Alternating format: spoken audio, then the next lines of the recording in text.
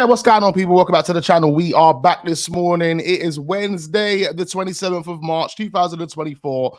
We are back for a Wednesday waffle session. As usual, ladies and gentlemen, live every single day, talking football, all the latest stories surrounding all the major clubs. That's what we do now. It's not just Arsenal. Main topic is always Arsenal.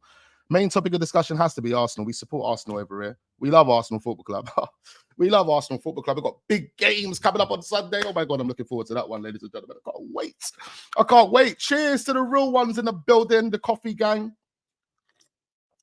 I'm just drinking a normal Nescafe Gold. Like, it's not even that great. I can't even lie.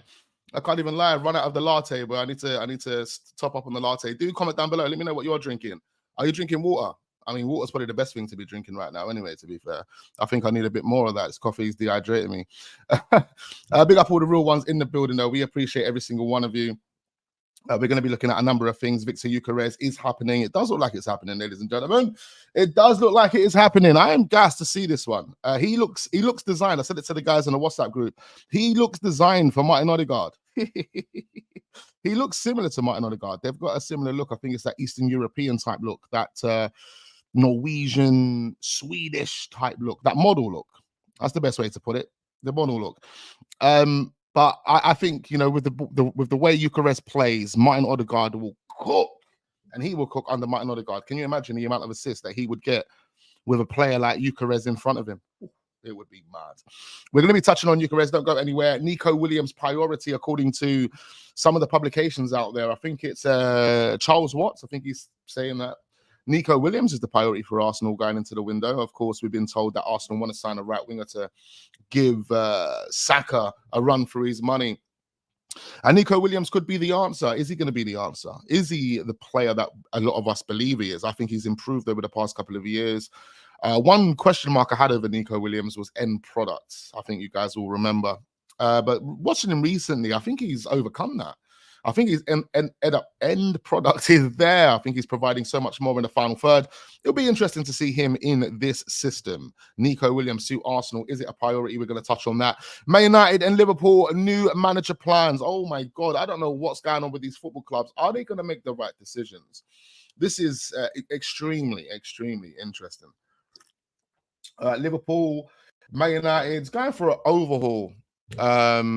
You know, change of managers, changing of people sitting in the boardroom. It's interesting changes. We are going to touch on every single one of those things right there. New managers, Gary O'Neill being linked with Manchester United. You've got Gareth Southgate linked with Man United. He's also being linked with Liverpool. Oh my God, it's crazy. It's crazy. And there's so much more to touch on. Don't go anywhere. Fasten your seatbelts. Hit that like button. Hit that like button. Do subscribe to the channel if we are new. Turn your notification bells on. All of that. We are on the road to 20K. We should have been there a long time ago, but we are there. We're grateful for every single one of you, and we appreciate every single one of you. But we are on the road to 20K. All right. We are just over 1,000 subscribers away from it. Should be able to achieve that 19K number at least within the next week or so. So make sure you subscribe, share the videos, tell a friend to tell a friend. Let's get as many people involved as we can. Let's give a few shout outs as well before we look at what we need to be looking at. Gareth Southgate, England's drawing with Belgium yesterday. Onana and Rice. There was a little back and forth there yesterday. Trust me, we've got a lot to dive into. Big up Jay. Big up Dudison. Is it Dudison? Big you up, my guy. Big up FJT. Big up Shaheen. Big up Sean. He says he's drinking coffee. You love to see it. Big up Lou Shane in the building. Big up Sergio. Obi in the building. Ace in the building. Ace 12. I think we've got a few aces on the channel. So we'll call you Ace 12, man. One of the main guys anyway. We got Robin. Big up every single one of you. Mr. G as well. Bermuda in the house. Big up all the guys in Bermuda, man. Hey, it's a good time. Turbulent place at the moment. You know, I hope every single one of you are doing well and keeping safe, and family are doing well, eating well. I hope you guys are improving day by day, because that's what we have to do, improve and support those around us. You know, it's all about the other man. It's all about the other man before we care about ourselves, if you know what I mean. Watching from Australia. Big up my guy, Will. Big up all the guys in Australia. I wasn't able to put that in the poll. I know we've got a lot of support in Australia. I do appreciate you guys in Australia, man. I would love to come over there one day. Gyökeres is a monster. Would take Arsenal to another level. Absolutely deadly. Absolutely agree. We are going to touch on that. Let's look at the Euros. I think the group stages have been drawn, which is pretty interesting. I know we're not really international fans over here, are we? Do we really care about the international games? I mean, I don't know, man. It's kind of died for me. When I was a kid, I used to love international football, but now, like I said to you guys the other day, I'm just not invested. Again, even with the game yesterday with England and Belgium, I had the game on in the background. I told the guys in the WhatsApp group, I'm just literally here for the crowd atmosphere.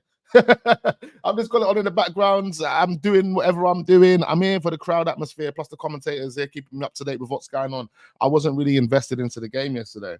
But it was good to see that, we got 2-2 out of a hard-fought game. A lot of people said it was an entertaining game. Like I said, I didn't watch it, but it's good to see that we got something out of the game. Jude Bellingham popping up in the last minute to get himself a goal. I heard that he was underwhelming throughout the game. I saw the moment with Declan Rice and Onana. Yeah, that caught my attention. Of course, I had it on the TV, so that caught my attention.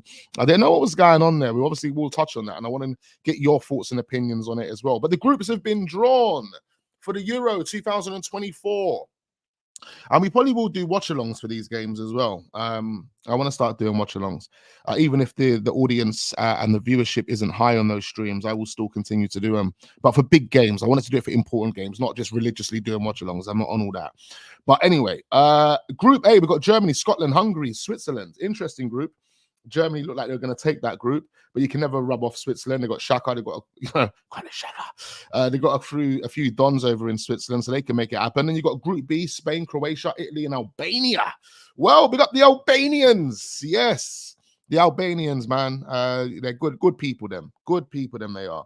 But that's an interesting group. That's probably one of the hardest groups. Spain, Croatia, Italy, and Albania. I feel sorry for Albania in that round. I think they'll probably get knocked out, and they probably won't make it anywhere. But it'll be interesting to see how the other three do.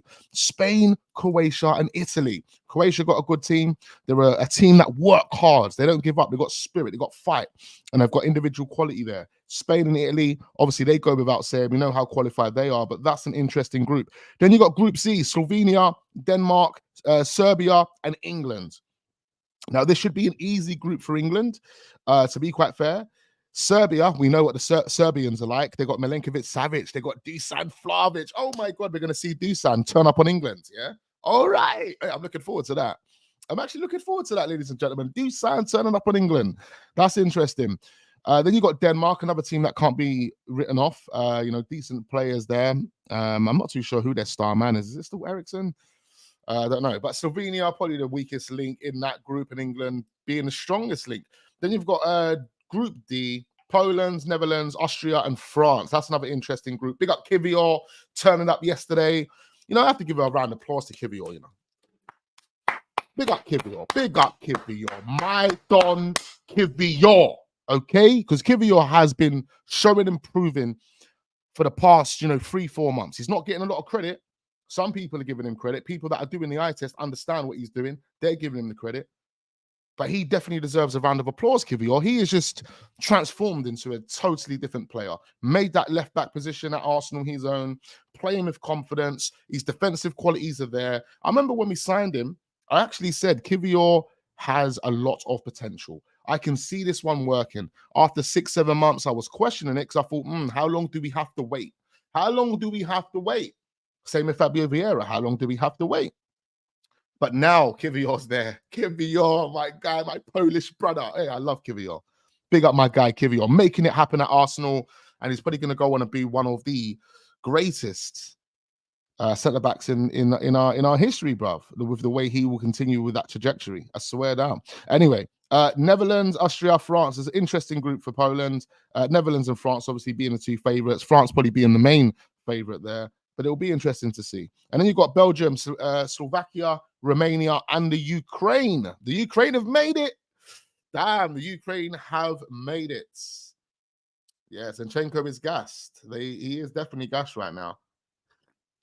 I mean, that group looks like it's going to Belgium. Romania's got some decent players. Slovakia, I'm not too sure who they've got.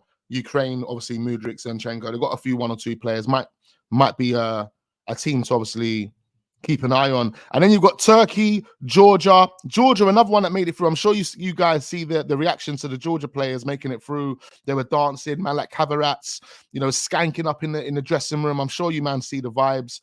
I think I've got the vibe somewhere on the TL, but I'm not even going to waste my time showing it. If you want to find out what the vibes is like for Georgia, go and check it out. Their man were vibing yesterday. They made it to the Euros. Big up Georgia. They got Portugal and they got Czech Republic as well. Interesting group, interesting competition it's going to be. And it's definitely a winnable competition for England. We have to be honest now. The teams like Spain, Italy, I think all the teams, most of the teams are not, I don't perceive those teams how I used to, should I say. Like these were teams that were worldly. These were teams that just scared me. I was scared to go up against an Italy back in the day. I was scared to go up against a Spain back in the day. But nowadays, I'm not fazed by these dons. And if you look at this England team, it's probably one of the best England teams we've had in a long time. Now, we would have probably said that when we had Lampard, Steven Gerrard, and all these dons in the team. But yeah, it's just I don't know, man. Again, we're just back at that in that position where we've got a good crop of players, and I think with the right manager, this England team can do something. Can Gareth Southgate do something? He hasn't been too bad in these competitions. I think he got semi-finals. Did he get to a final? Brother, my memory never serves me well, but do let me know. Do let me know if he did get to a final. Interestingly, and what a player this is turning out to be in Declan Rice. Declan Rice becomes the first gunner to captain England at Wembley since Tony Adams in 2000, and the first Arsenal player to lead the nation's side since Sol Campbell in 2025. 2025, are we there? Wow. Something's happening in 2025. Obviously, that's why it just come out of me. I think someone was speaking through me there for a minute. I'm guessing. 2005. Historic night for both Arsenal and Rice. Absolutely, man. And Declan Rice is a phenomenal player. Obviously, we saw the situation take place with Onana yesterday, and that's interesting. A lot of people were speculating. They want to know what happens. We see even Jude Bellingham went and stuck it on Onana at the end of the game. I see that. And Onana kind of laughed it off and said, no, it's vibes, man. Come on. But he said, listen, I'm joining Arsenal. What are you, man, talking about? There's no beef. I'm joining Arsenal, blood. Guys, make sure we are hitting the like button. We're going to be talking about Onana. We're going to be talking about all the links that Arsenal have at this moment in time. They've got a bag of links. They're going on dates every single day, blood. Yeah. Onana, obviously Gyökeres, Diamande, and Nico Williams. Don't go anywhere, blood. Don't go anywhere. So yeah, man. A little moment yesterday. Declan Rice kind of dealt with him. Onana was let me see if I can find these pictures. Where are we? I've got the pictures here. I've got the pictures, blood. I've got the pictures. Where are they? Yeah, here we go. So yeah, little moment between these two yesterday.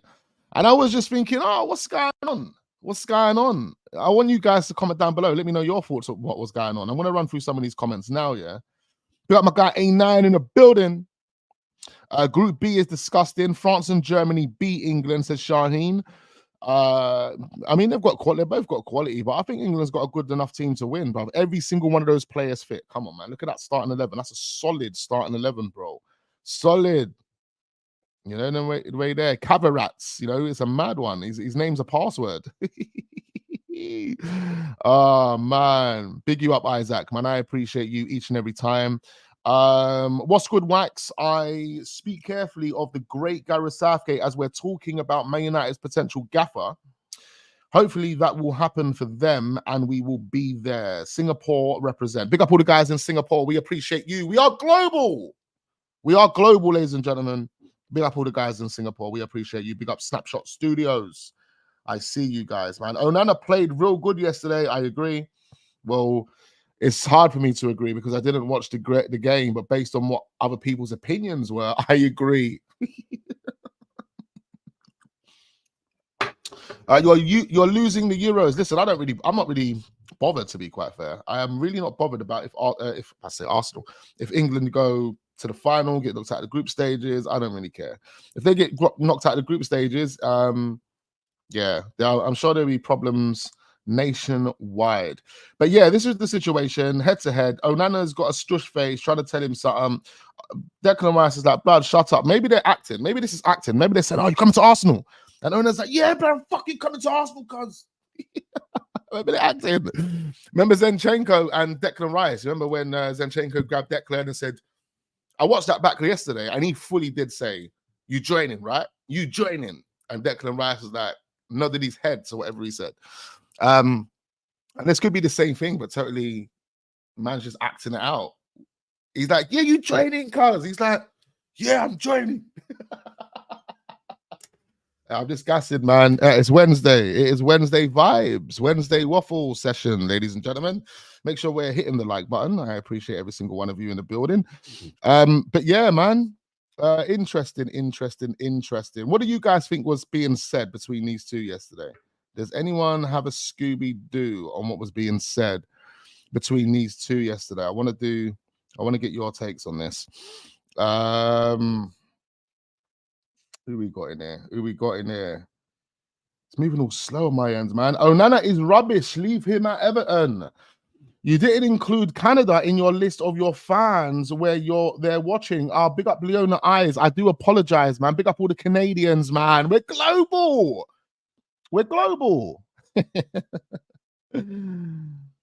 Wax, are you a club or a country guy? I'm definitely a club guy, bro. I am definitely a club guy. I lost that country vibe back in probably like 2003 or 2. Like the moment we lost Tony Adams and then man from the international team, I was done. Let's put it that way. Rice was telling him to suck his mother.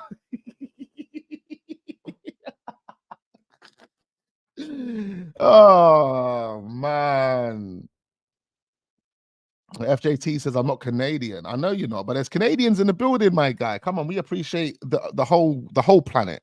Yeah, climate change, all of that. Come on. But yeah, so this is a crazy moment yesterday. I don't know what happened. Obviously, Jude Bellingham got involved in that moment. Also towards the end of the game, or at the end of the game, after the final whistle, we stuck it on him, and Onana kind of laughed it off and said, "No, it was nothing. It's nothing. I'm joining Arsenal. Don't worry, bro. I'm joining." I am joining. Okay, let's move on from that dead international game yesterday, man. Big up Declan Rice doing his thing and obviously getting his 50th cap and all of that type of stuff. We appreciate you, Declan, man. A little quick Arsenal, man. We'll do Arsenal first, or we'll do Arsenal all in between, I guess. Arsenal open up the sale of Nuno Tavares. He will be leaving Arsenal in the summer. We do know this. He's a player that we want to get rid of. It's been a while. I don't know why Nuno Tavares is still here. It makes no sense, but he's still here. Arsenal open up to the summer move. Lazio are interested. They emerge as runners in the race due to their new manager Igor Tudor, who was actually a fantastic football player back in his day. I think he was a defender, wasn't he? And he's taken over as manager. The pair work together in France. So they've got a relationship. It means there could be something on the cards. D Brown also says Onana is rubbish. He is not a top 6 material player. We got Paul. He says, can't wait for the Man City game. Big up Wax. Rice was telling him to. Yep, I read that one already. Let me scroll. Nuno Tavares, the dog whisperer. The dog whisperer. Oh man, I remember when we see those videos of Nuno Tavares just lipsing up his dog blood. I didn't know what was going on. I didn't take him seriously from that moment. That was when we signed him. You remember? I don't even think we signed him at that point. I think Benfica fans were taking a piss out of Arsenal. They were saying to us fans, oh my God, you don't know what you're signing. This guy is dead. This guy's a championship player. And I'm saying, okay, let me take this guy in. I'm looking and I'm thoroughly scouting, Nuno Tavares now, watching his games, looking at his Instagram. And then I start seeing these videos going around of him actually doing tongues with a dog blood. And I was like, nah, we reacted to it on the channel. I said, from the moment I saw that, I don't want this guy at the football club. Arsenal went and signed him. And now look how it's turned out. 3 years later, the guy is dog shit. Ironically, he is dog shit, bro. He might as well just continue to mix with these dogs, bro. Chill with the dogs. Big up Millie in the building. I appreciate you, man. Wax with the facts. Nothing but love and respect to you each and every time. So yeah, Nuno Tavares, it was inevitable that this wasn't going to work out. I called it from day one. Even people got on my back for calling it from day one, but I knew what the crack was going to be. Talk about Tillerman's performance. Oh yeah, Tillerman's done well. Again, I didn't watch the game, so I can't really talk about individual performances, but I was hearing his name being mentioned quite a lot. He scored a goal, I believe, or 2 goals even. I don't even know how many goals he scored, but I do know he got on the score sheet. And Tillerman's is a player that Arsenal should have pounced on for free. It is what it is, but you know, big up Tillerman's, man. Big him up. Big him up, bro. Aston Villa are going to make some good money off Tillerman's. Good money. But yeah, it looks like he's going to be leaving. I'm not too sure how much we're going to sell Nuno Tavares for. Probably be about the same amount of money we bought him for, 7 million, 6 million. I think we're going to take a significant loss, to be quite fair. It hasn't gone well for him. Someone did say to me the other day, Nuno Santo sees him as like a favourite at Nottingham Forest. And I'm saying, well, if he's a favourite, why do they not want to keep him? Like, what's going on? Why do they not want to keep him? Doesn't make any sense. Robert De Zerbi, top candidate for Bayern Munich in case Xabi Alonso stays at Bayern Leverkusen. It does look likely that he will be staying at Bayern Leverkusen. Doesn't make any sense for why he would then win the Bundesliga, which does look likely at this moment in time, and then leave to then join Bayern Munich. That wouldn't make any type of sense to me, boy. Like, I don't know how you, man, feel about that, but it wouldn't make any type of sense to me. And then, if anything, the better project for Xavi would be Liverpool. You know, that would be that's a make sense project for Xavi. It's a make sense project. Liverpool will give you a decade. They'll give you a decade, bro. Bayern Munich are to come instant pressure. It's not going to mean anything to win the Bundesliga with Bayern Munich. Come on. It means so much more to win it with Bayern Leverkusen, win that trophy, say, oh my God, I was the manager that come in and overthrew Bayern Munich, and then say, cool, I'm ducking out. I call Bayern Leverkusen, call Bayern Munich, I'm ducking out. I'm going to a real league, and I'm going to do a real project with Liverpool, and we're going to make it bang. That would be the thinking behind what I would personally do. So, yeah, Robert De Zerbi, I don't know if that's even the right choice for Bayern Munich. Bayern Munich, right? You know, it's times are getting desperate. I think they might need to switch their plan. They might have to switch their plan, because one thing Bayern Munich do know is that they turn over the most money in Germany. So therefore, turning over the most money in Germany, having the most resources in Germany, should mean that you can give a manager, a project manager, or an inexperienced manager, or a young manager, the time to go out there and really do what they want to do. Do you know what I mean? But yeah, Bayern Munich don't have that type of mentality. They want to win now or get fired. Times are changing, though. We have to be real. Times are starting to change, and I honestly think Arsenal was at the forefront of that change. Real talk. Young manager, project, process. Since then, and seeing what Arsenal's kind of transformed into, even though we haven't won anything yet, I think a lot of teams want to follow that model, blood. I think a lot of teams want to follow that model. Another player that's going to turn into, I don't know, bro, he's going to be a beast of a player, Endrick. Endrick scored again yesterday for Brazil. This guy is on smoke. Him hugging his father. And even if you just look at the hug, bro, this guy's passionate. This guy is ready. This guy is going to make it. Look at him slapping his dad's head, blood. It means so much to him. Scoring against Spain at the Bernabeu as well, where he is due to sign his professional contract in the summer. And he's fully going to be in that Real Madrid team. And this is going to be like Ronaldo, R9 all over again. That's what this is going to be like. This is going to be like R9 all over again. Big up Endrick. This guy is just incredible, bro. This guy is literally incredible. Big up my guy, 40 in the building. I see you. I appreciate you, 40, man. Hope you and the family are doing well, as usual, man. Come on. But Endrick is that guy. I'm telling you now, Endrick, 17 years old, just turned 17. He's going to go on. By the time he's 23, he's just going to be the best striker on the planet, best maybe playmaking attacker on the planet, whatever he decides to choose. He is a machine, just like Nataro says. He's a machine. The tenacity in his game, the movement, the pace, the physicality, the mentality, everything that comes with this Don is incredible. My gaff on Sunday, bro. Yeah, man, I'll turn up. What's happening on Sunday? What's happening on Sunday, my guy? What's happening? Oh, yeah, it's the big game, man. Said, what am I? That? Yeah. Hey, let me drink some coffee, bro. I think I need to wake up. What do I mean? What's happening on Sunday? Like that shit ain't in my diary. Of course, 40 boy. We are there on Sunday. We are there. Man City and Arsenal. Am I mad? Am I mad? That shit's pinned in my diary, bruh. About what's happening on Sunday. I am nuts, blood.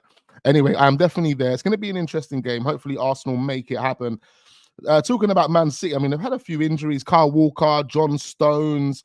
There's a few of them. Let's just quickly switch over to that, actually. Where are we? John Stones. There's a few injuries. Maybe it's a bit of fraudulent stuff that's taking place right now, but they're saying that they're injured. And it's going to be touch and go for that game. Yeah, there we go. John Stones. So Gareth Southgate on John Stones' injury says, we're disappointed. He's got a problem. It's in the adductor area. He came in on the back of not having played for 2 weeks, so it wasn't an overload issue. But I hate sending players back to their clubs if they are not fully fit. Yeah, look, let's just hope that these guys have got calf injuries and groin injuries and all types of stuff, blood. Because I just want to get all 3 points. I don't look 1-0 to the Arsenal. I'm singing that on Sunday, blood. I don't mind. I really don't mind 1-0 to the Arsenal, whatever it is. Gyökeres is class for his age. Absolutely, Arsenal should have pounced on that one. He's the Mesut Ozil in the making. He would have been a great understudy to Martin Odegaard at this moment in time. Great understudy. Switch over. I didn't even switch over, man. I thought I was sharing it. I wasn't even sharing it. But yeah, let's see what happens in this game against Man City, man. Arsenal, we've got question marks over our injuries as well. Let's just quickly look at that, actually. I believe Saka. Where is it? I think we're good, though. I think we are good. Referee's been confirmed already. We've got Anthony Taylor, the fraud. Just to let you guys know, he's shown 73 yellow cards and 4 red cards against Arsenal so far in an overall record of just 43 games. So a season worth of games, and he has given us 4 red cards, or dished out 4 red cards in those games. And how many yellow cards? 73 yellow cards. Anthony Taylor's going to be doing some fraudulent activities on Sunday, but I swear, Dan, man's going to have to jump on the pitch and do a mad thing. I'll tell you, bro. I tell you. There was something interesting. I don't know if people are going to care about this, but Declan Rice, obviously speaking with Leandro Trossard after the game yesterday, and Declan Rice pushed the camera away. Look at him. He's like, bro, come on, man. Get out of my face, blood. Get out of it. I'm trying to talk to my dog, bro. I'm trying to talk to my dog. Why are you all up in my grill, blood?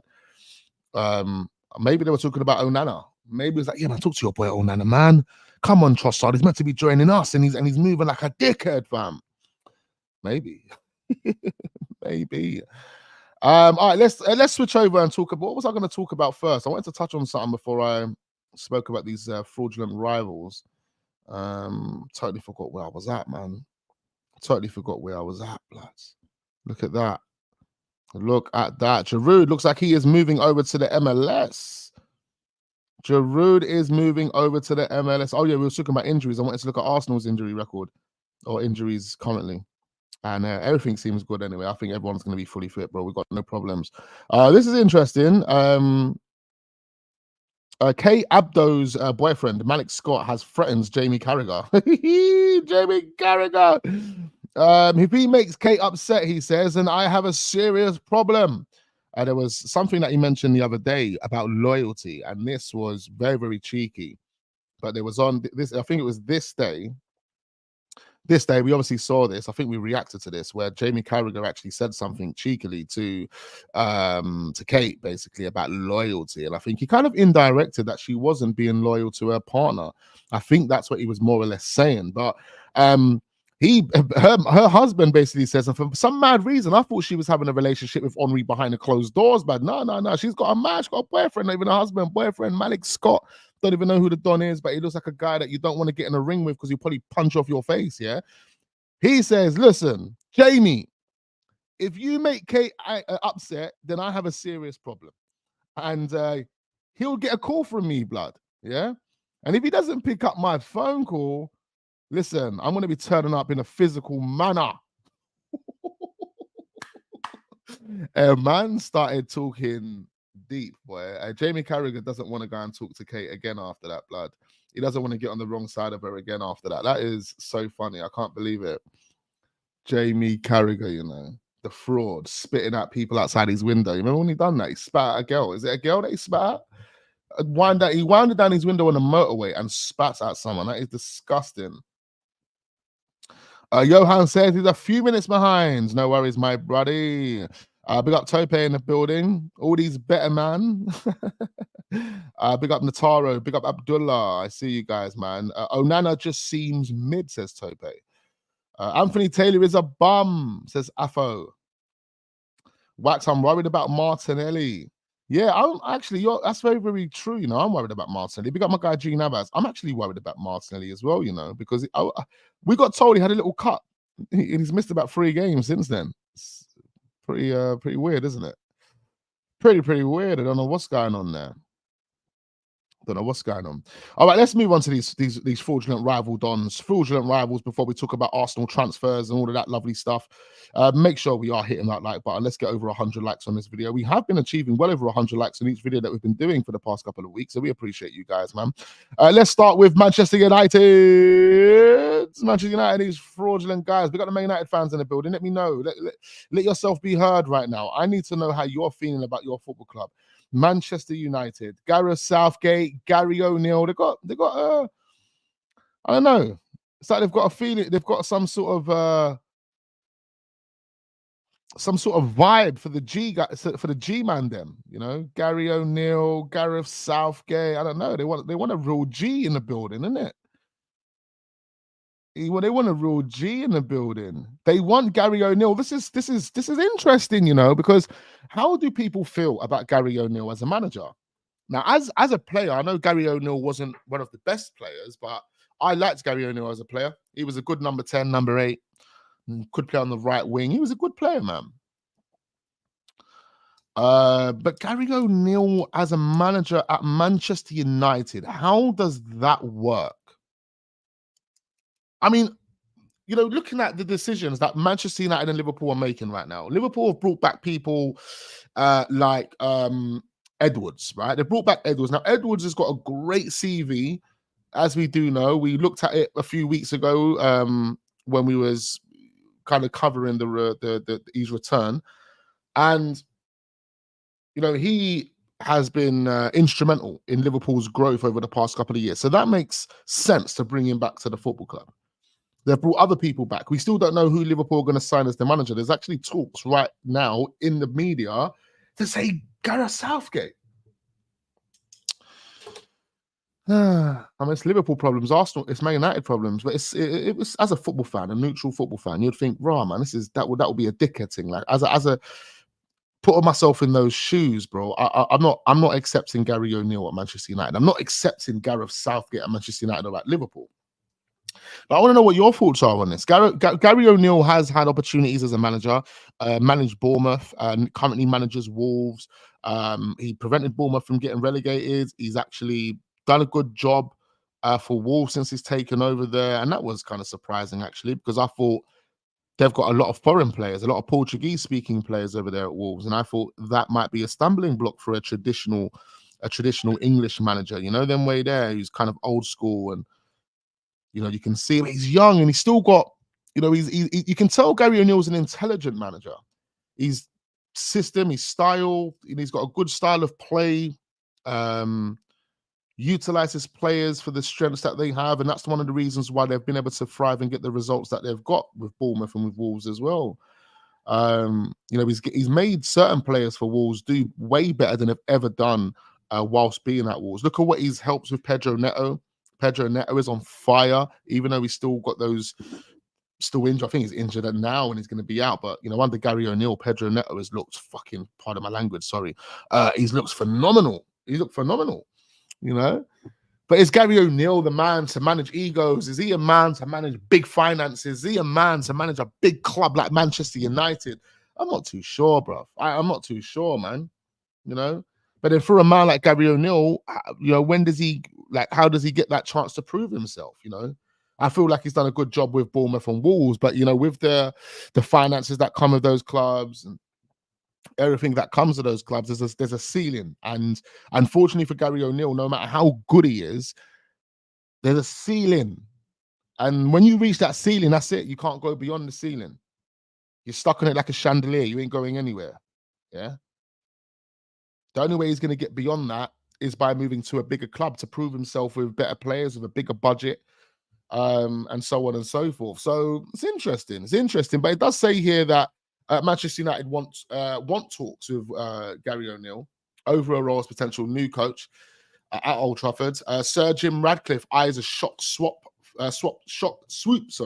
following the Englishman's impressive season at Molineux. And this is what I'm saying. He's done extremely well for Wolves.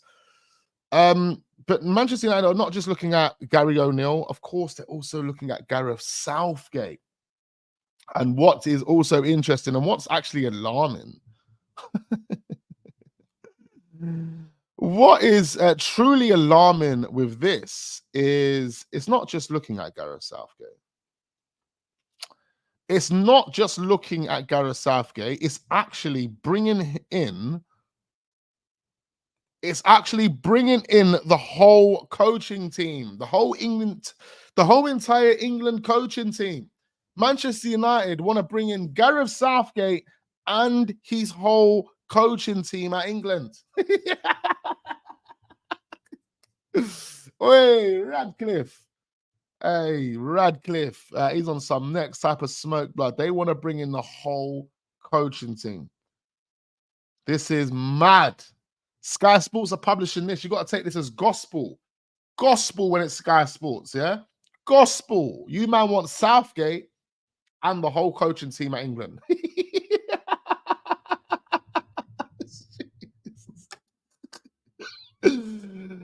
Oh man, you gotta laugh at that shit, man. You have to laugh at that shit. Big up G Navas. I realized I had G Navas on the screen yesterday for about 50 minutes, and he almost got another 15 minutes.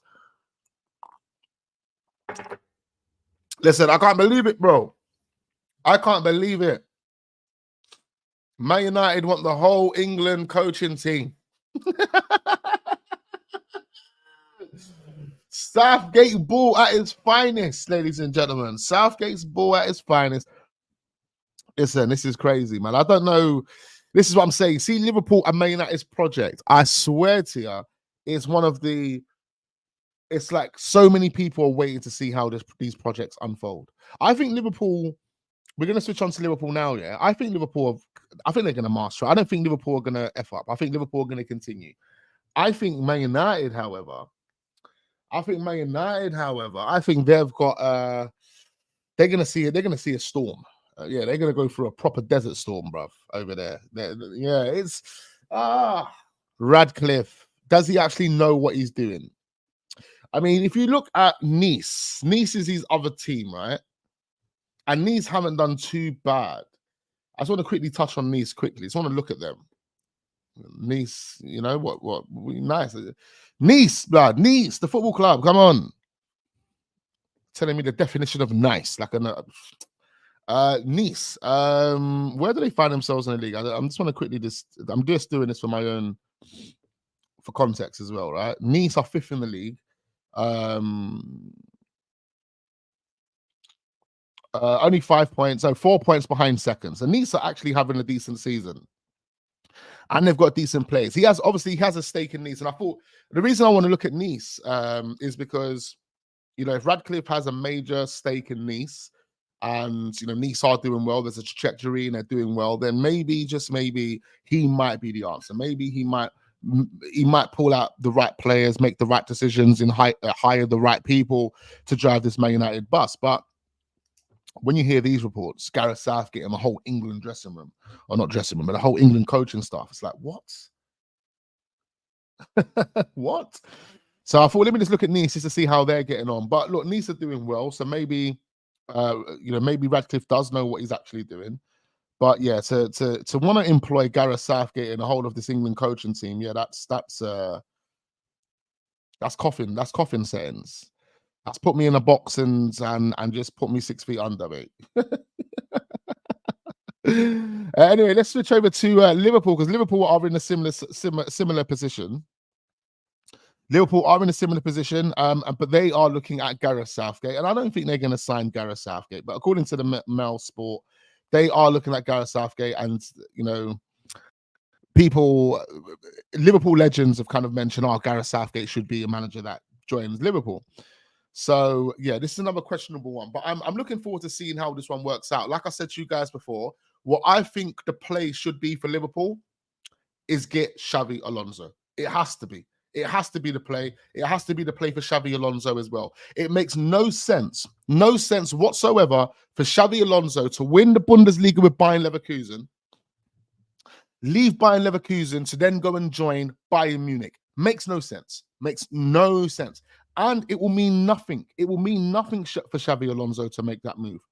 For him to then go and build and work on a real project at Liverpool with a successful director of football in Michael Edwards. Yeah, what was I calling him the other day? Michael Phillips or Michael Johnson? What was I called? Michael Edwards? What was I calling him the other day? I don't think it's Michael Edwards. Is it Michael Edwards? It is Michael Edwards. But it's not even Michael Edwards. Can someone let me know what it is? But you know the guy I'm talking about, Michael Rogers. Is it Michael Rogers? What is it? But anyway, that guy has a successful CV. Working with him for Xavi Alonso makes sense. It will be a bad boy project. It is Michael Edwards. That is his name. It will be a bad boy project. You're working with a proven winner in Michael Edwards. Come on, man. Come on. And Liverpool ain't going to apply pressure. Liverpool is a project football club. So they're going to say to Xavi Alonso, don't worry, bro. It's a 4, 5, 6 year process. We'll give you all of that. You called him your name, my name, Michael Rogers. Do I look like a Michael Rogers, blood? Michael Rogers. Bloody hell. Who is the ex-defender that shit takes on Southgate?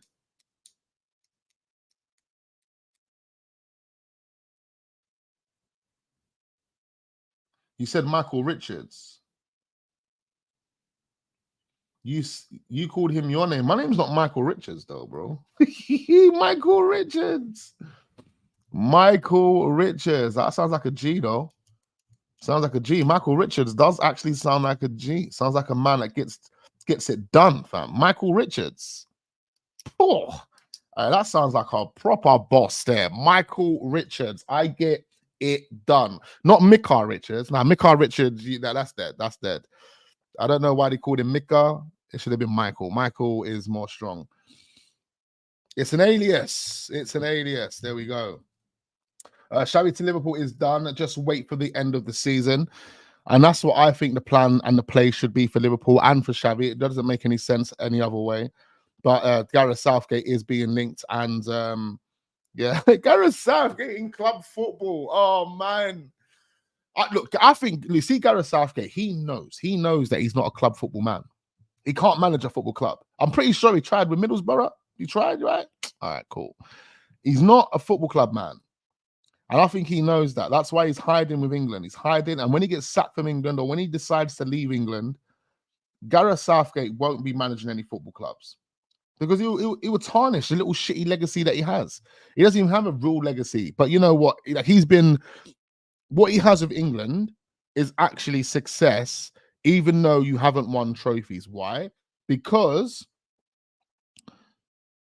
England, since 1966, have gone nowhere in any competition. Gareth Southgate has taken man to a semi-final. I'm pretty sure he took man to a final. Did we go to a final? I can't remember. But for him, that's success, and he doesn't want to tarnish that by going to a mid-table Premier League team and getting them relegated.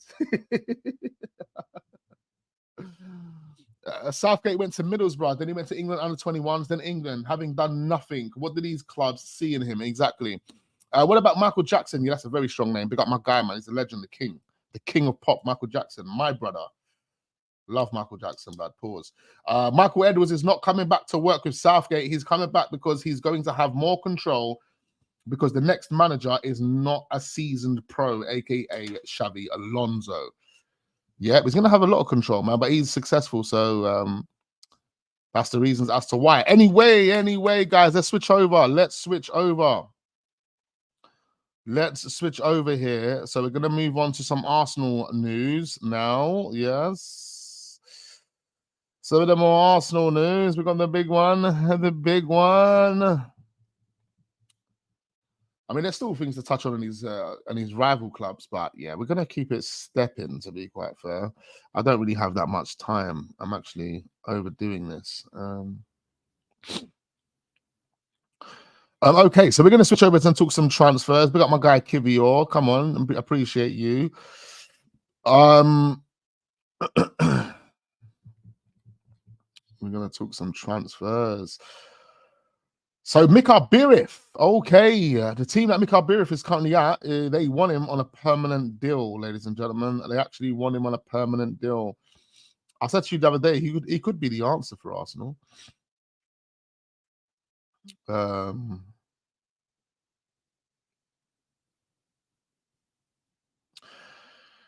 Okay, so here was the update on Saka. So Saka, Martinelli, and Gabriel all racing to be fit for Sunday. It will be touch and go for all three of them, according to some fraudulent publications. I believe these guys are absolutely fine.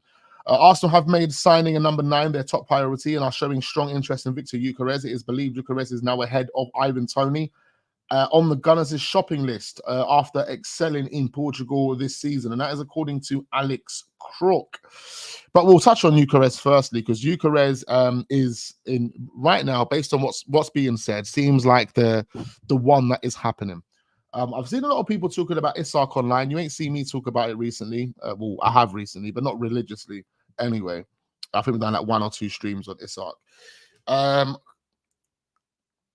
Based on what's being said, Ben Jacobs, who else was there? What's that guy's name? I totally forgot his name. There's about 2-3 guys that actually usually get it right when it comes to, you know, their journalism and the stuff that they're actually putting out there. And Ben Jacobs has confirmed, saying that, look, his understanding is Arsenal are focused on Viktor Gyökeres. That's the priority for our number 9 position. That's the one that Arsenal want to get done. Now, we do know Arsenal have been sending scouts to Portugal. And it's not only Gyökeres that they are scouting. It is Diamande. It is Inacio as well, another centre-back at Sporting Lisbon. But according to the reports that are coming out over the past 6 to 12 hours, Arsenal are prioritising Gyökeres. They're also ready to put that money down on the table for Diamande. So Arsenal could actually be doing a massive raid on Sporting Lisbon this summer, and they could be taking Gyökeres and Diamande, but that's going to come for a combined 100 million, and that's what Arsenal are likely to pay. This is what some of the people are saying online, that they think Arsenal are willing to pay 100 million for the combined. Remember, we read a report yesterday on Gyökeres. That report told us that Arsenal are confident that they can get Gyökeres done for about 43 million pounds, blood. 43 million. You know them way there. So if that is true, if Arsenal can get it done for 43 million and they pull the trigger on Diamande's release clause, just so some release clause is triggered for Sporting Lisbon and they feel like they're being appreciated, they're being respected, because that's what it is right now. These release clauses are in play because release clauses are there for a team's valuation of a player to be respected. And that's ultimately what it is. If you respect the value of my player, then you will trigger the release clause. That release clause is put into the contract because that's what you actually value the player at. So in Gyökeres' example, in Gyökeres' case, it's 85 million euros. That's how much they valued him at when they done the data analysts, the eye test, all of the things that they've done before they signed Gyökeres. They were like, bro, this is what we think he's worth. So that's why they put the release clause in there. It's also to respect that value. But because of the amount of money that Sporting have paid for Gyökeres, which was peanuts in comparison to what the release clause is, the stance from Arsenal and what people are thinking online or suggesting online is that Arsenal are going in with I wouldn't say a low ball fee, It's a fee that is, what's the right word to use? But let's just say that the fee that is just sensible, and it puts you in a profit. It gives you almost quadruple the amount of money you spent on the player only 6 months ago, or 7 months ago, or 12 months ago at that point.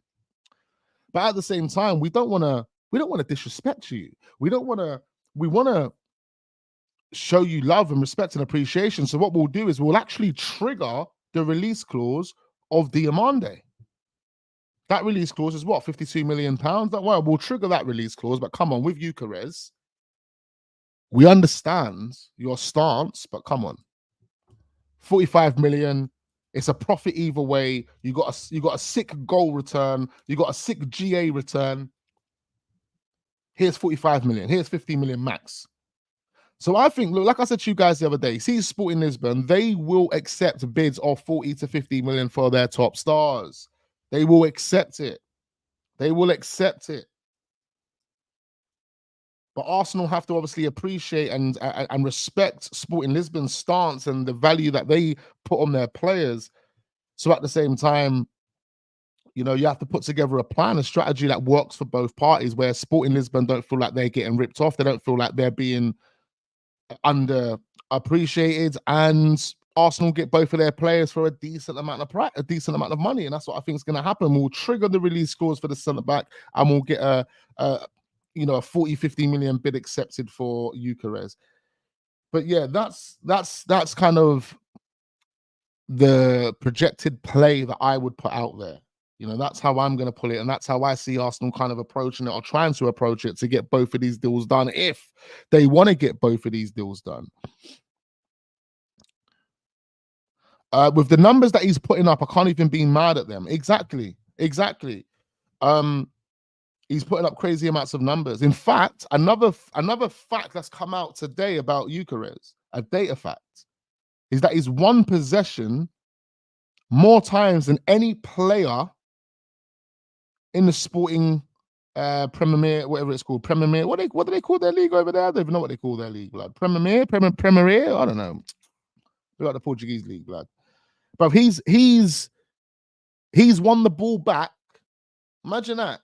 An attacker. That goes to show this is an Arteta player all over, bro. You're telling me this number 9 has won the ball back more than any player in the Portuguese league this season. Premier. How do I pronounce that? Premier. I had that word in my head, and even the spelling, I just can't pronounce it. Liga. They got Liga in there. Premier Liga.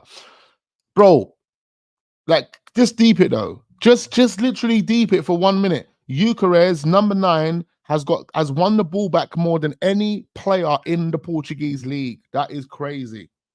That goes to show you that his pressing game is crazy. This is Arteta's player all over. You can't, if Arteta wants a striker this season, he has to go for Gyökeres. His pressing game's on point. He wins the ball back. He gets stuck in. He drops deep. He links up play. He works the channels. He runs in behind. He'll put it through your legs. He does step overs. Oh, bro, this is the Don. We need Gyökeres now. We need him. Primera.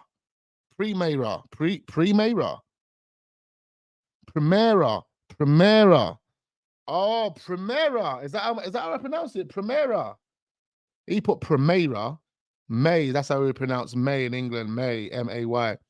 Primera, though. That sounds familiar. That sounds like I'm saying it right. Primera La Liga. No, not La Liga. Primera Liga. Okay, cool. Big up the guys helping me, man. Come on. Big up Mad Mias, big up Burr, big up J Dub, big up Naga, big up X12, man. Abdullah, Josh, all the guys down there helping me. Big up Musa. I see you, man. I see you. The celebration he does is enough. This is what I'm saying. How can you have your own bad boy celebration like that? Man's just looking at Bane from Batman, bro. Man's looking like a don that you don't want to see creeping up on you in the night. Imagine one of those type of marshals creep, bro. Anyway, his celebration, probably the best celebration out there right now. Have to be real. And yeah, he's coming to Arsenal, blood. It is happening. It is happening. All right, let's move on from Gyökeres. Of course, make sure you subscribe to the channel, hit the like button, all of that type of stuff. I will be keeping you up to date every single day with the Gyökeres and any links that are happening with Arsenal. So don't go anywhere. Subscribe, all of that type of stuff. All right, let's talk about Nico Williams. Interesting, Nico Williams.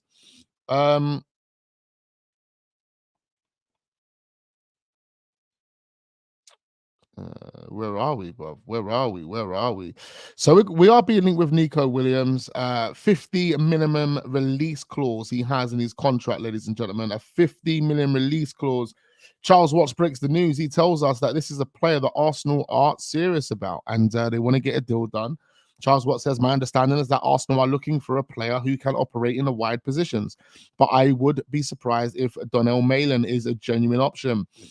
Donnell Malin, I don't want Donnell Malin anywhere near the football club, man. Sorry, bro. You had your time at the club. We got rid of you. We got rid of you for a reason. I don't want to see you back at the club. I don't care what you've done in Bundesliga. It's a dead league for a reason. Just stay over there, do your thing. Wish you all the best. He says, what I do know, though, is that they have a long-standing interest in Pedro Neto, while Nico Williams is also understood to be high on their list of potential targets. I see players like those I see players like those two well ahead of Malin in the pecking order when it comes to the summer. Really interesting, really interesting. Nico Williams, as we said, he's done well, man. He's improved. He's definitely improved over the past couple of seasons. And I want to see him continue to improve. You know, can he come over to Arsenal and make it happen? Can he be better than Martinelli on the left? Because I've seen him on the left quite a lot of the time for Atletico Bilbao. And then what can he go on the right and be an improvement on Saka? Do we think Mikel Arteta will actually bring anyone else in that's actually better than Saka, making it difficult for him? Would they do that? I don't know. I really don't know. But Nico Williams is definitely someone we have to look at. Bring him in, make it happen with him. He's ability to run with the ball, his skill, all of that type of stuff is all on point. He'll put a number of balls on plates for players. If you've got someone like Gyökeres, oh man, can you imagine? If you got a Gyökeres and a Nico Williams and Odegaard and bro, players are cooking. The cook is going to be different. I'm telling you, bro. The recipes are going to be mad. Tony's just another Lacazette. You know, that's the type of style that Tony's going to offer us in this team. We have to be real. He ain't going to offer us anything more. Big up Early Boy says Gyökeres or Huseman. I'm going with Gyökeres, bro. I'm not even a fan of Huseman. I don't know why people rate him so much, man. I'm not a fan of him. He does his first touch is bouncing off his knee. He's bouncing off his knee and his shin, and you know, all of that blood. You know, yeah. Edu's back on the barbecue, says Peppermint. Absolutely, Edu is back. Edu is back out there. He's trying to make it happen. He is trying to make it happen, man. Let's see what he can cook up, man. Let's see what he can cook up. It's going to be an interesting, very, very interesting summer window for Arsenal, for a number of clubs. But we definitely need 4 players. And you're right there, Miaz. We definitely do need 4 players. The 4 players that apparently Arsenal want to bring in. And there's another player to add to this, making it 5 players. But so you kind of have to choose in between one of these centre midfielders. Where is it? So the 5 players that everyone is kind of leaning towards are these 4. Or the 5 would be Douglas Luiz as well. So Douglas Luiz is also being linked, heavily linked. But these are the 4 that Arsenal are potentially going for.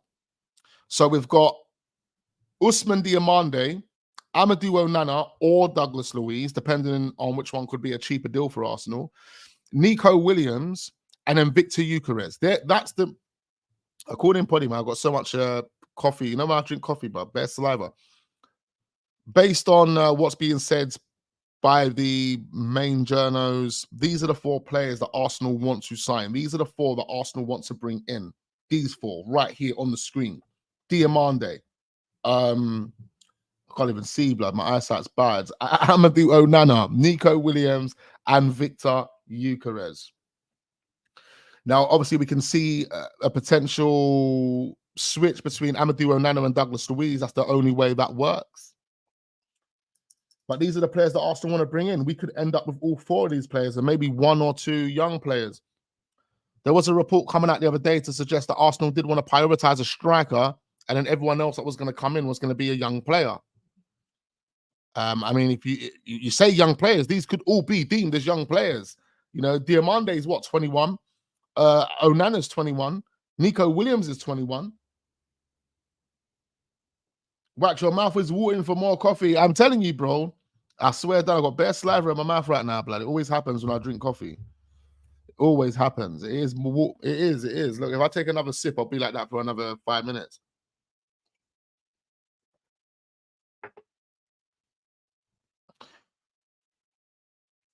We're going to be high FC, mate, next season. I'll tell you, mate. Everyone's winning all those aerial duels. We ain't losing any of them. Big up James Bond. He says, Wax, we not after Onana. He's probably going to go to Manchester United, but not Arsenal. To be fair, though, I would probably prefer Douglas Luiz over Onana. Douglas Luiz just seems like a more put-together player. He's Brazilian, so he'll fit in with the Portuguese-speaking dons that we've got in our club already. I think Douglas Luiz makes more sense. The only problem with Douglas Luiz, and I think the only problem Arsenal will see with Douglas Luiz, is the amount of money that Aston Villa are going to ask for. That's the stumbling block for Douglas Luiz now. The amount of money that Aston Villa are going to ask for. They're going to want crazy amounts of money.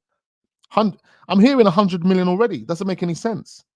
60 million for Douglas Luiz, I'll take it. But anything more, man, you're moving delusion after that, bro. Big up Prince. Big up Prime Henri. He says Gyökeres, Nico Williams, Frankie de Jong, and Diomande would be the perfect transfer window. Onana is bang average. I'm seeing a lot of people say Onana is average now in the chat, man.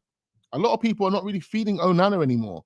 3 months ago, it was a bit of a different story. A lot of people's opinions towards Onana were totally different to what they are today. Naga says, I say no to Diomande. I'd rather put 10 million and get Tomori or De Ligt and promote one of our academy to the first team.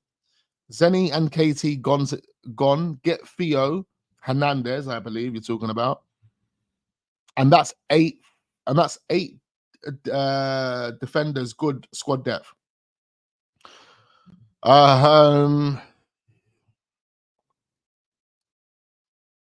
mean, listen, I get your points. Look, a lot of people are agreeing with you as well, Naga. You know, Tomori makes sense. He's a homegrown player. We need the homegrown players in the team. You've got, sorry, man, the comments are just skipping away. I can't even see them. Try and read one and it just skips away. But you've got a point there, man. Theo Hernandez would be a good player. How much money is it going to cost to get him done? Tomori and De Ligt, I'll take both of them. But I do think we're missing something with this Diomande guy, because I think Diamande's got a physical presence. And another reason why I think he wants Diomande is because Diomande is a bit more versatile than what De Ligt and Tomori are. In terms of, like, I think they are real traditional centre-backs. You know, they've got those type of qualities. Diomande not only has those traditional qualities as well, but he also has the ability to work a channel, provide that cover as a right back. And we do know that Mikel Arteta loves a player that is versatile. So when you look at this is how you know when a player that's being linked to Arsenal is genuine or not. Because we understand the type of characters that Mikel Arteta and Edu are looking at, right?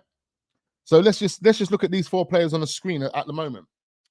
Ousmane Diomande has the ability to play as a right back, has the ability to play in a back 3, has the ability to play in a back 2, has the ability to offer right wing support, got that physical presence, he has pace. So you're looking at Diomande and you're like, yeah, I can see Mikel Arteta making that happen because of those things that we mentioned there. Amadou Onana, not really the same. He's a traditional 6, can play as an 8. But but I don't really see that much those many qualities with his game whereby I can trust him being the 8 or I can trust him being further forward. He had a good game yesterday, and maybe my opinion's wrong here, but again, it's just an opinion based on what I've seen. I wouldn't think that Mikel Arteta would like to sign Amadou Onana. I think they would look at someone that's a bit more, that just has a bit more in their game, to be quite fair. Nico Williams is definitely a player that I can see Mikel Arteta signing, based on the fact that the guy can play as on both flanks, left, right. You can even trust him down the middle. He works hard. He gets back. He can defend and support his defensive back line. If needs be. He's got all of those type of qualities, brother. And when you're a workhorse, like how Nico Williams and certain other men are, bro, you know Mikel Arteta is going to want him. And then Viktor Gyökeres as well, goes without saying. He literally, one of the most versatile strikers in the game right now, can play everywhere in that final third. Everywhere. So you know Mikel Arteta wants him. Diamande is a hybrid to play left back, CB, CDM. Tamori and Delit ain't nothing close. Pick up Jamar Kitson, and there you go. I agree with that. This is the reason why you know if Mikel Arteta is going to be interested or not, because of the type of character and the profile he is looking for. And Diamande fits that. And Nico Williams, Viktor Gyökeres, they kind of fit that. What's your thoughts on Man United boy Maino? Oh, he's a baller, bro. I love him. I don't love him. Pause. I like him a lot. He's a really good player. Really, really good player. Wish we could bring him to Arsenal. I have to be real, man. Wish we could bring him to Arsenal. But that would be almost impossible. I wouldn't say impossible, but almost impossible. Because Man United ain't letting him join Arsenal. There needs to be a breakdown in relationship, proper breakdown in relationship. And the player either needs to leave for free or he just needs to force a move, and Man United have no choice but to sell him to the highest bidder or whoever puts the money down on the table first. And that would be the only way we could get him over the line. Black says definitely impossible. Of course it's definitely impossible for Black. Look at him. Blackie D. My guy. Big up Blacks in the building. Defo impossible. Hey, listen, never say never, bro. If you, man, bringing Gareth Southgate in that whole England team, mate, it might be possible, I tell you. And when I say England team, we're talking about that England coaches, that England coaching team, bro. Bloody hell, you don't want them at the Old Trafford, I tell you. Wax, what about Mika Berif? You know what? I like Mika Berif, but I think Arsenal are just going to sell him. I think Arsenal are going to sell him. The team that he's at right now want to sign him on a permanent deal. I think that's what's going to happen. I think that's what's going to happen. Arsenal not got FFP problems. They're just waiting for someone to go big. Yeah, we have no problems, bro. We have no problems. We're good. We are literally good with FFP. But yeah, man, these players that Arsenal are really focused on, and then you can also put Douglas Luiz in there, like I've already said. But it's going to be a really, really interesting summer window. I believe Gyökeres is happening. You know, if Arsenal don't get Gyökeres, at this moment in time, right, I just can't see any other striker on the planet fitting into the system the way Gyökeres does, and I feel that's the way Arsenal feel right now. Like Mikel Arteta has to feel like that. How? Like, come on, you ain't looking at all the strikers on the planet right now and tell me Gyökeres isn't the most tailor-made striker to what we've got going on here at Arsenal Football Club. You know, the most tailor-made. Ekram Connor, the fraud, basically says Arsenal will go for Victor Osimhen. Yeah, he did say that. Arsenal will only try and sign Victor Osimhen, or Ivan Toney. I'm fed up of seeing Ivan Toney's name. Go to Manchester United. If the move for Victor Gyökeres fails.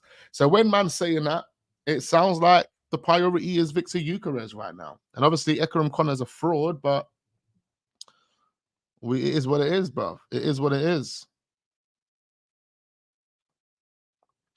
Arsenal striker search has been refined, and Victor Gyökeres is indeed among the summer targets, I'm told. So he's definitely there, man. He's definitely there. See if there's anything new that's just come out over the past hour since we've been streaming. Declan Rice, the GOAT, you know, come on. Sources have explained that the top young striker category is the parameter to which Arsenal have narrowed their search for a new striker this summer. So, I mean, that's a bag of waffle right there. There's no need to even tell us that. We all know Arsenal are looking at a young striker. We're not going to go out there and try and sign Benzema or Robert Lewandowski. We're not trying to do that, bro. We're not even trying to sign a 28-year-old striker. We're trying to sign a 24-year-old at max striker. And that's exactly what Viktor Gyökeres is. I think he's 24. Or he might be older than that, 25 now. I think he is 25. Just turned 25 a little while ago. Kyle Walker is 50-50 for the weekend clash against Arsenal after suffering an injury. John Stones could also be out for the game, and I'm looking forward to it. I'm looking forward to it, blood. And that's probably about it. I'm just literally looking at all my notifications. Nothing really popping off here. Nothing really popping off here.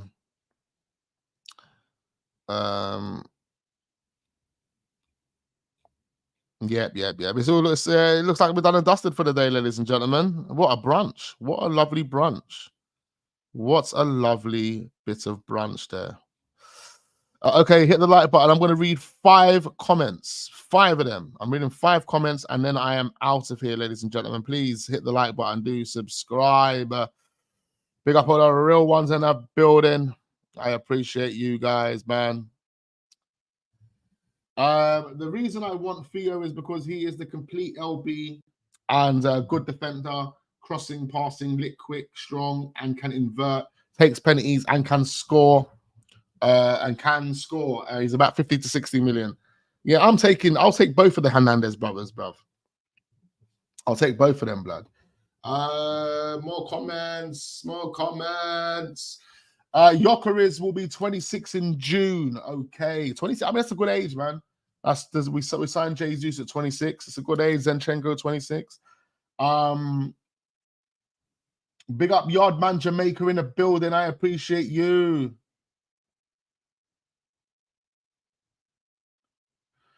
Jesus should be on a final warning. Sell him if he doesn't fix up. Yeah, I think you know what? I think Jesus could be out the door, not this summer, but next summer.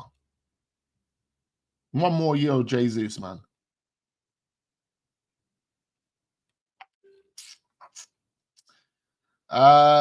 Big up Sean, big up all the new subscribers. We appreciate all of the new subscribers, man. Make sure you check us out on a daily, 11:30 every morning, man. Sometimes we take Saturdays off because I, busy family, out shopping, all of that type of stuff, trying to live a bit of social life. Working quite a lot of the time, Only 71 likes on the video, ladies and gentlemen. Come hit that 100 like mark now. Hit it now, please. 100 likes, 100 likes, 100 likes. 100 likes right now. Okay. Had a Southgate question. Scroll up. Southgate question. Southgate question. Southgate question. Southgate question. I can't see it, bro. Can't see it, bro. Oh, thoughts on Southgate playing Rice for 180 minutes over 2 games, then justifying it by saying Odegaard and Haaland and VV did plays. Yeah, I mean, look, I don't mind. Declan Rice is a flipping warrior, bro. This guy isn't getting injured anytime soon. He isn't getting injured anytime soon, blood. Don't want to jinx it, touch wood. I don't know if that still exists or counts or whatnot, but yeah, Declan Rice, I don't mind, man. He looked fit enough. He looked raring to go. He's going to look raring to go on Sunday as well. Only 85 likes now. Come on, ladies and gentlemen. Still just under 200 of you in here, man. Let's get over 100. Over 100 now. Now. All right, man. I'm going to have to wrap this up, man, because I'm actually running late for something. It's been a pleasure. Thank you ever so much, man. Cheers to the real ones in the building. Make sure we are hitting that like button. Get me over 100 likes. Over 100 likes. We should be near 200, man. Come on. But it is what it is. We will be back again tomorrow. I am trying to sort out some collaborations as well for the channel for this week as well, ladies and gentlemen. So, just trying to reach out to some other content creators, get them involved. I know a lot of people appreciated the video we've done with Yardman AFC the other day. I know Yardman wants to do another stream, so we will schedule that in, and there's a few others that I'm planning on doing as well, ladies and gentlemen. So make sure Yeah, hit the like button. Yeah, do subscribe. All of that. And yeah, man, I look forward to seeing you guys on the next one. Peace.